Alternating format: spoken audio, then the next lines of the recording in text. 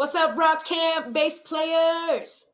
It's our final week of bass lessons. I'm super proud of you all. So stoked at how far you've come from week one to where we are right now. And we have special guests from this week, Keyvin or Zaza, who gave us an amazing lesson. And so thank you so much, Keyvin. Let's make some noise for Keyvin, y'all. Woo! I love it. So maybe we can just talk. We'll just talk about it. How did you get into playing the bass?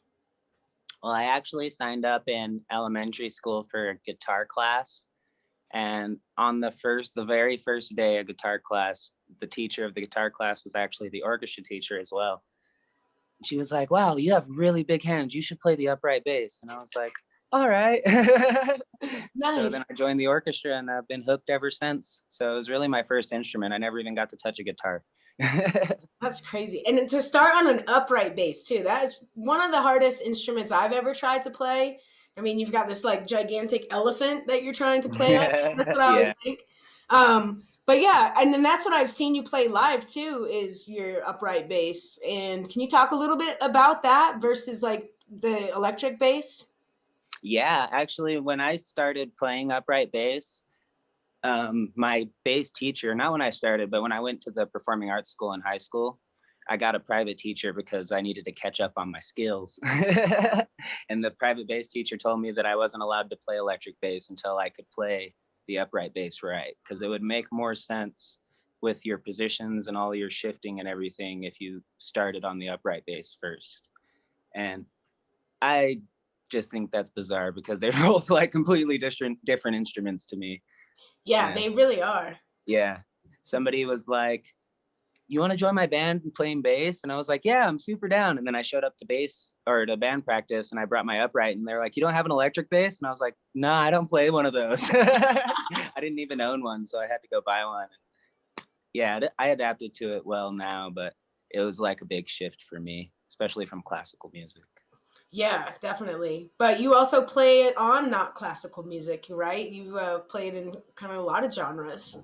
Yeah. After I moved to Utah, actually, when I first moved out here from Vegas, I didn't jam. I've never jammed with anybody outside of an orchestra or a jazz band before, or without sheet music for that matter. I was Wow. really good at reading sheet music and really good at like sight reading music and doing that kind of thing.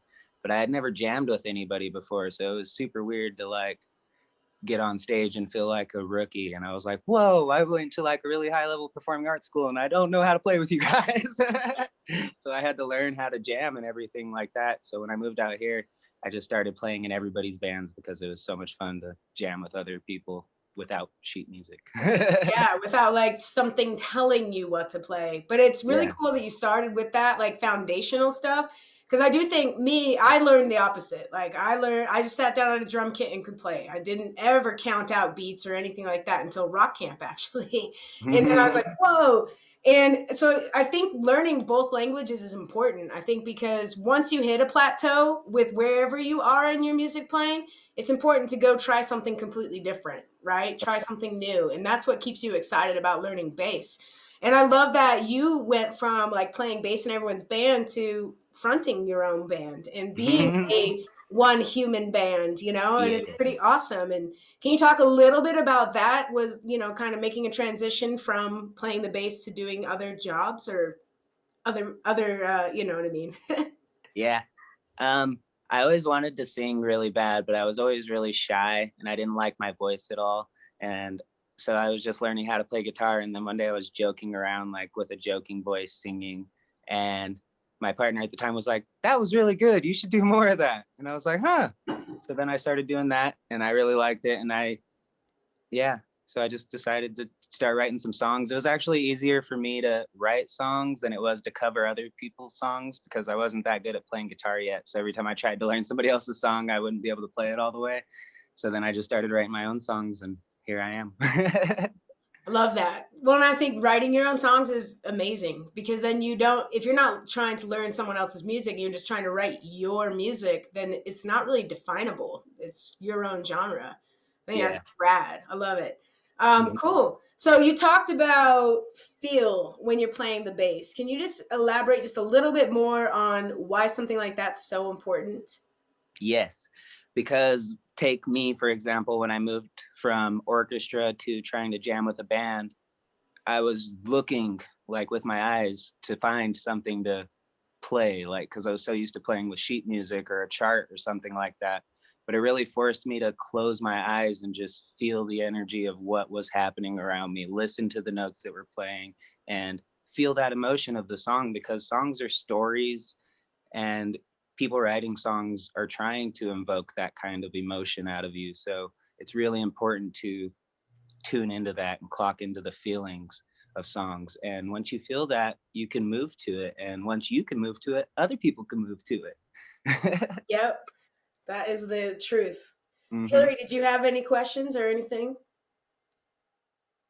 I put you on the spot there. Yeah. Where you at, Hillary? Trying to unmute myself. I couldn't do it.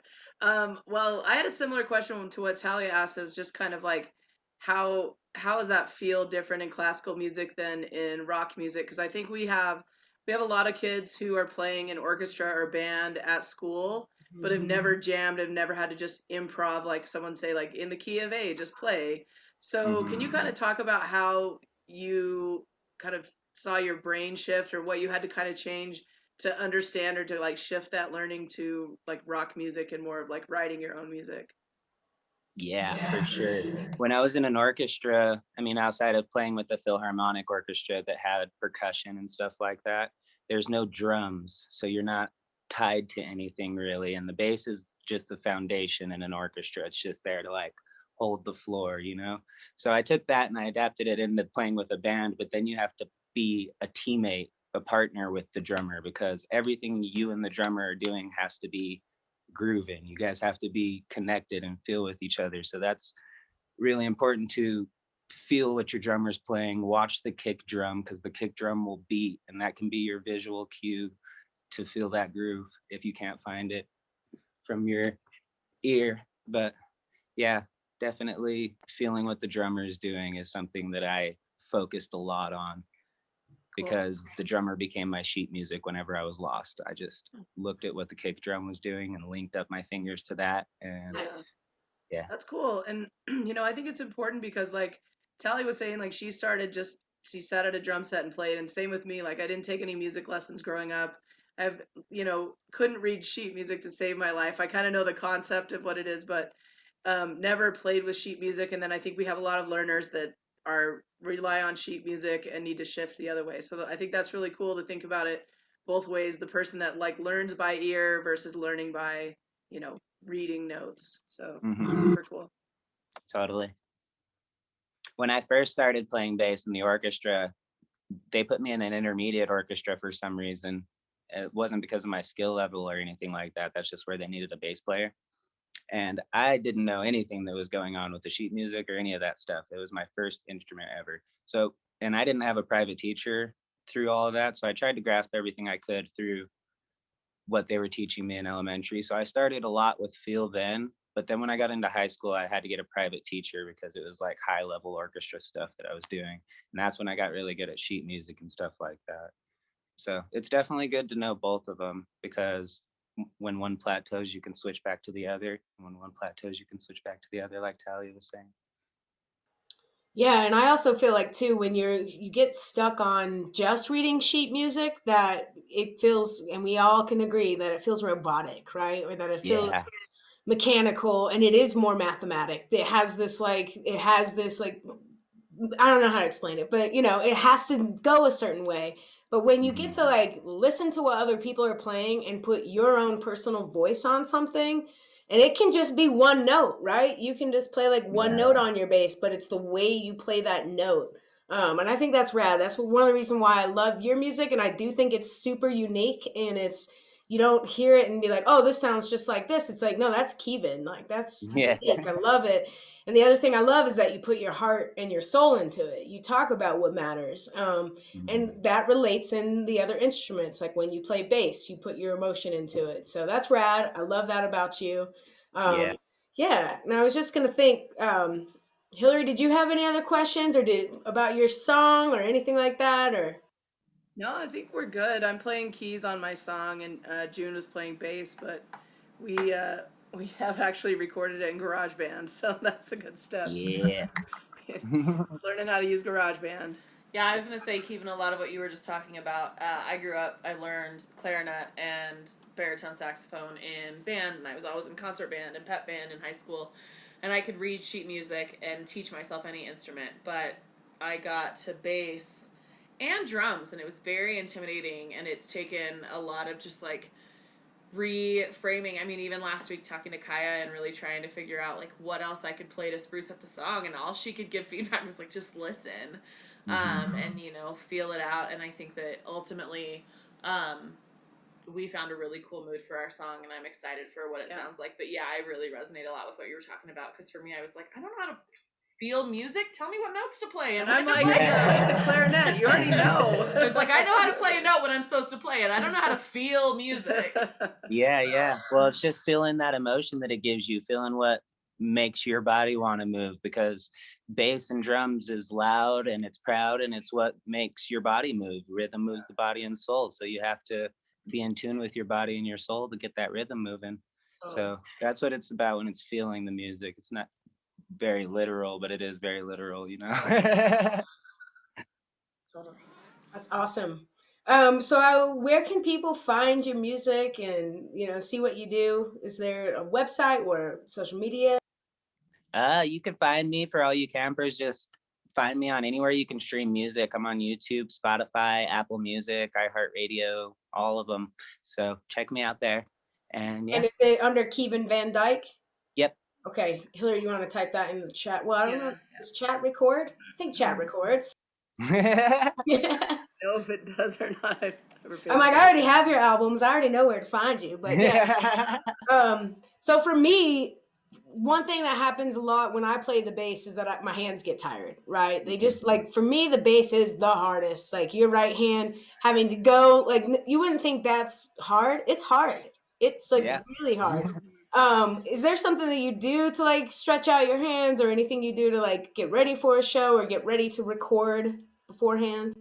Yeah, back when I was in orchestra, my orchestra teachers in high school were really, really strict about stretching before you play anything, like giving your hands a good stretch, giving your body a good wiggle, shake it out, because it is tiring playing. There's no two ways about that. Like, playing the bass is a hard instrument. The strings are a lot bigger than any other instrument, and it's just tiring, and you have to keep going the whole time. Bass doesn't stop and take breaks. You just keep on grooving.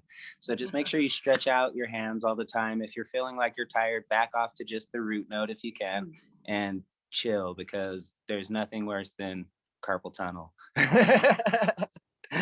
So yeah, get some good stretches, get a stress ball, things like that.